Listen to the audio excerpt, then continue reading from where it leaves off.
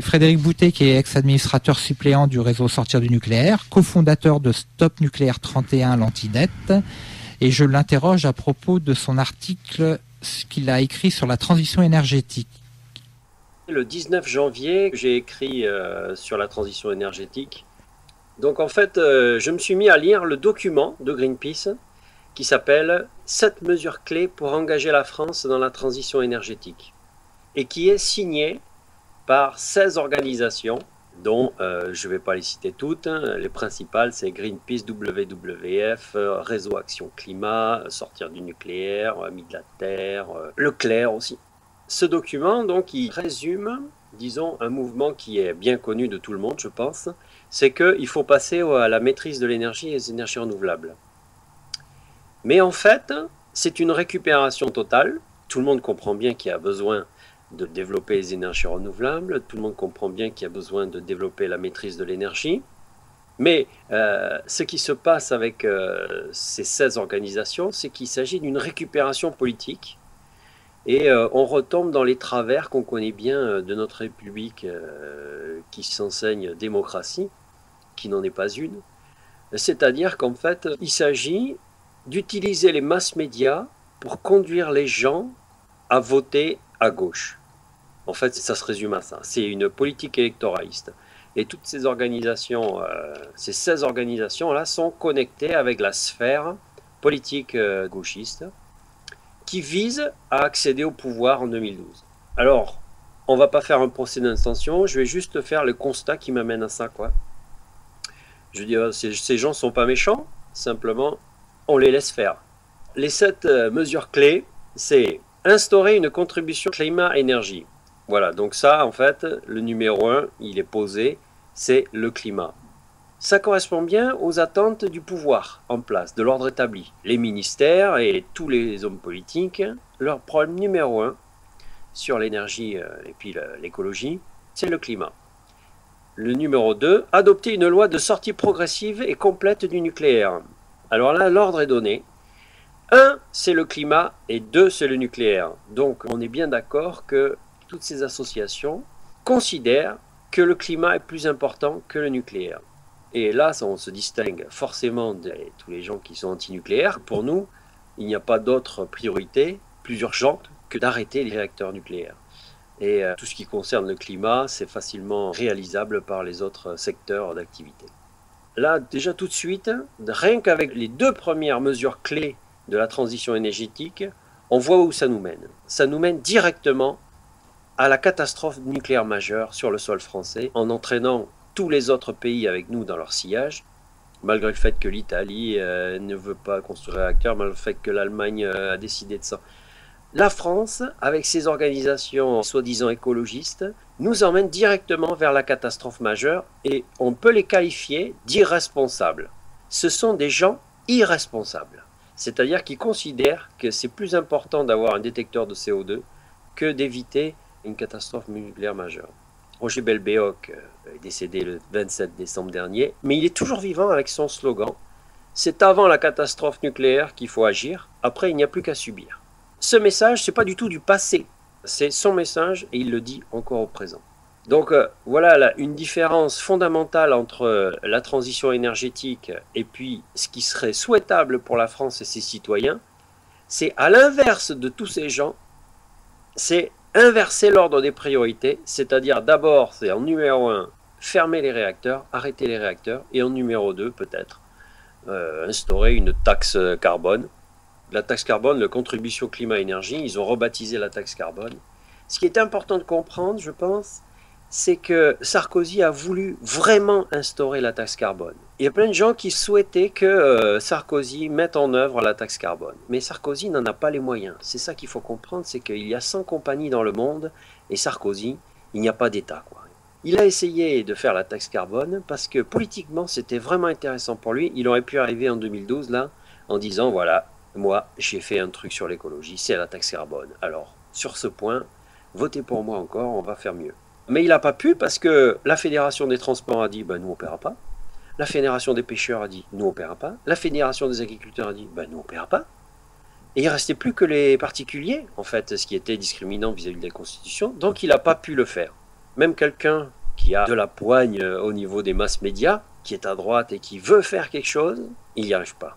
C'est pour dire à quel point toutes ces histoires de politicards, de politiciens, c'est vraiment du flan, quoi. Tant qu'on n'a pas réformé la Constitution et qu'on ne se soit pas organisé pour organiser autrement nos institutions, on n'arrivera à rien parce que de toute façon, ils n'ont aucun pouvoir pour changer vraiment les choses. La deuxième chose que je veux faire remarquer, c'est sur le nucléaire, en fait. Sur le nucléaire, alors c'est un texte de Charlotte Mijon qui est sorti de Sciences Po, qui nous dit « La catastrophe de Fukushima, toujours en cours, nous rappelle cette évidence. Le nucléaire est une technologie dangereuse, un accident nucléaire est possible partout, y compris en France, et ses conséquences sont toujours dramatiques et inacceptables pour les populations qui les subissent. » Sous-entendu, ce n'est pas dramatique et assez acceptable pour les populations qui ne les subissent pas alors. Non, en fait, c'est totalement inacceptable et dramatique pour tout le monde. Il n'y a pas que ceux qui sont à 20 km des centrales nucléaires qui subissent. Il faut bien comprendre que le cancer est déjà devenu la cause numéro 1 de mortalité en France et c'est en passe de devenir plus mortel que la tuberculose il y a 2 siècles. C'est-à-dire qu'en fait, la médecine régresse, notre société régresse. Le discours de Charlotte Mijon, de sortir du nucléaire, c'est vraiment le discours creux des politiciens, le discours creux, c'est un discours qui est chacun rempli avec ses propres idées, et celui qui l'a prononcé n'est tenu à rien, puisque plusieurs interprétations contradictoires sont possibles. Ils essaient de mentir au plus proche de la vérité, c'est-à-dire qu'ils essaient de dire qu'ils sont antinucléaires, sans pour autant s'engager vraiment dans le processus, de manière à ce que les hommes politiques puissent faire croire qu'ils vont changer les choses. Et en fait, ce système, il ne va jamais rien changer. Donc c'est intéressant que l'émission invite Étienne Chouard, qui lui aussi démonte les mécanismes institutionnels qui nous oppriment, parce que c'est forcément lié, quand on est antinucléaire, on remet en cause forcément les mécanismes du pouvoir actuel. Que le drapeau français, quand on le regarde, on a du mal, on voit que du rouge, parce que quand les militaires du CEA, du poste de commandement de Val-Duc, ont regardé les gens, des millions de Français s'empoisonner avec le nuage de Tchernobyl, tandis qu'ils savaient très bien, ils ont des photographies d'avions sur les champs de blé où ça crépite sur les meules de foin, et après ça se concentre dans le lait qu'on distribue aux gens. Tous ces trucs, ils le savent, ils ont les photos aériennes à l'automne 1986. Ils ont tout. On a la carte de France de la contamination, ils ont regardé, ils sont payés pour nous, soi-disant pour nous défendre, et ils ont regardé les Français s'empoisonner. Quand on vit en France et qu'on regarde le drapeau français, on ne peut pas continuer comme ça à aller voter. C'est pas possible de continuer à vivre dans un tel mensonge. Donc il y a vraiment un problème fondamental à résoudre avant de pouvoir se réunir tous et faire de la transition énergétique. C'est vraiment se moquer du monde. Est-ce que, justement, ces fameux oxymores, soldats de la paix, ou ces réductions, ce novlangue, sortir, la sortie, sans aucune qualification qui permette de savoir si cette sortie va être rapide, définitive, et à quelles conditions, cet entretien du flou, à grand renfort de spectaculaire, d'événements, cette occupation du calendrier, c'est-à-dire est-ce que par exemple par rapport à cette marche du 11 mars, qui a décidé d'une marche déjà? Est-ce qu'on n'est pas à l'origine dépossédé de l'initiative? Il y a le CAN, eux ils veulent que le 11 mars on fasse beaucoup de bruit, c'est-à-dire qu'au lieu de marcher, les gens sur leur lieu de travail, n'importe où, ils peuvent prendre une casserole, un truc, un machin, et puis ils tapent et on fait du bruit. On fait du bruit pour bien signifier que les médias ne pourront pas cacher l'événement. Là, la marche, ça va dépendre de quoi? Eh ben, on va avoir à nouveau FR3, France 2, et on va faire des images de la chaîne. Bien sûr, on va voir des logos Greenpeace, on va parler de Greenpeace, du réseau sortir du nucléaire, et on ne va pas parler du nucléaire. On va parler des accompagnateurs locaux, régionaux, nationaux, et on ne va pas parler des militants, et on ne va pas parler du fond du problème. Il n'y aura aucun arrêt immédiat, il n'y aura aucune stratégie de données, il n'y aura aucune consigne de données, parce que ce qu'on voit au Japon, c'est que les Japonais commencent à s'organiser, parce que le redémarrage. Maintenant, les gens pensent que ça y est, il n'y a plus que 3-4 réacteurs en fonctionnement et donc que c'est fini. Non, au contraire, actuellement, partout, on parle des dates de redémarrage des tranches nucléaires, et ce n'est que parce qu'il y a une forte opposition de la population, avec même parfois des gens qui s'interposent pour éviter qu'on redémarre la centrale. Est-ce qu'il n'y aurait pas moyen d'encercler les centrales françaises, les 18 centrales, et de faire en sorte de bloquer le fonctionnement du système nucléaire en France de manière citoyenne? Est-ce qu'il n'y aurait pas moyen d'interpeller les maires de grandes villes, comme ça se passe au Japon, pour leur dire, voilà, vous devez vous prononcer et demander à ce que la fourniture en électricité de votre ville soit d'origine non nucléaire? Est-ce que ces pistes-là, que nous apportent les citoyens japonais, parce qu'ils vivent une situation catastrophique, est-ce qu'elles ne sont pas très sérieusement étudiées en France? On est peu à les étudier. Si toi tu l'étudies, moi je l'étudie à peine parce que de toute façon, on voit bien avec la chaîne humaine. La chaîne humaine, ça agrège du monde. Et quand tu dis que tu vas arrêter une centrale avec des milliers de personnes, c'est autrement plus compliqué. Il n'y a personne qui te suit. Les gens te regardent et en fait, ils ne perçoivent pas l'urgence comme peut-être nous l'apercevons et les Japonais l'aperçoivent, d'arrêter ces réacteurs. Ah bah, les Japonais, eux, c'est l'inverse. Le réacteur est arrêté, ils veulent pas qu'il redémarre. C'est-à-dire que ouais. C'est plus facile. Quand la centrale n'existe pas ou qu'elle est arrêtée, c'est plus facile.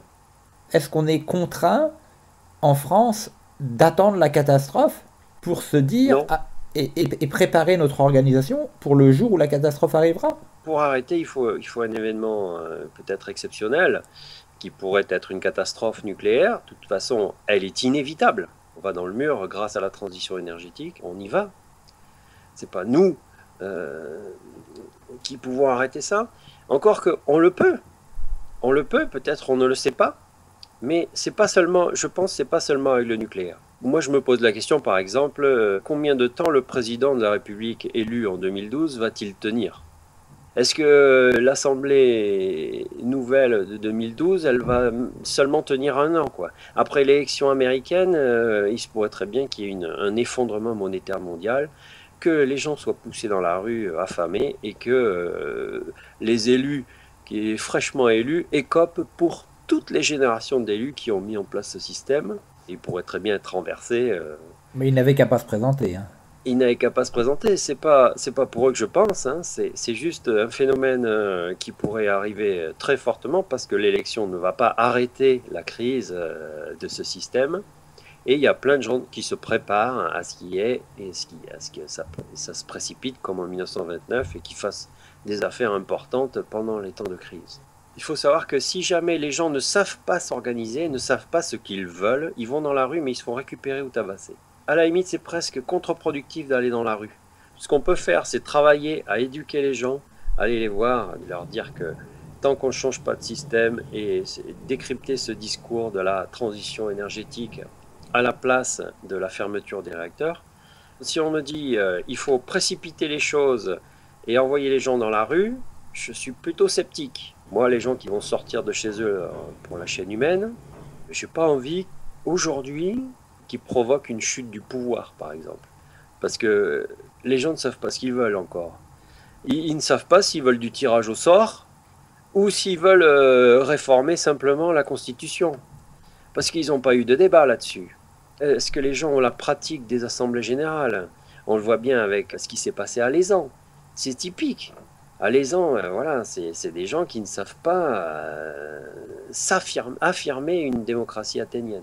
Les ENR, les énergies renouvelables et la MDE ne font pas partie de la solution pour sortir du nucléaire. Parce que ça, c'est prendre le problème à l'envers. C'est un peu comme si on était dans une voiture qui fonce dans le ravin.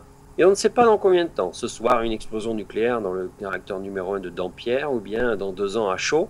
On ne sait pas quand. Alors moi, je propose de sauter immédiatement. On arrête la voiture qui nous conduit dans le ravin. Mais eux, ils disent, oui, mais comment on va vivre sans voiture? En fait, nous continuons vers le ravin à cause de tous ceux qui se préoccupent de quelle couleur aura leur prochaine voiture. Mais le problème, c'est qu'on peut tomber dans le ravin, quoi. C'est ça l'enjeu. Il faut vraiment leur expliquer la différence entre le discours flou et mou, creux des politiciens et le discours réel et connecté à la terre des arrêts immédiats. Je te remercie, Frédéric. Ouais, merci à toi.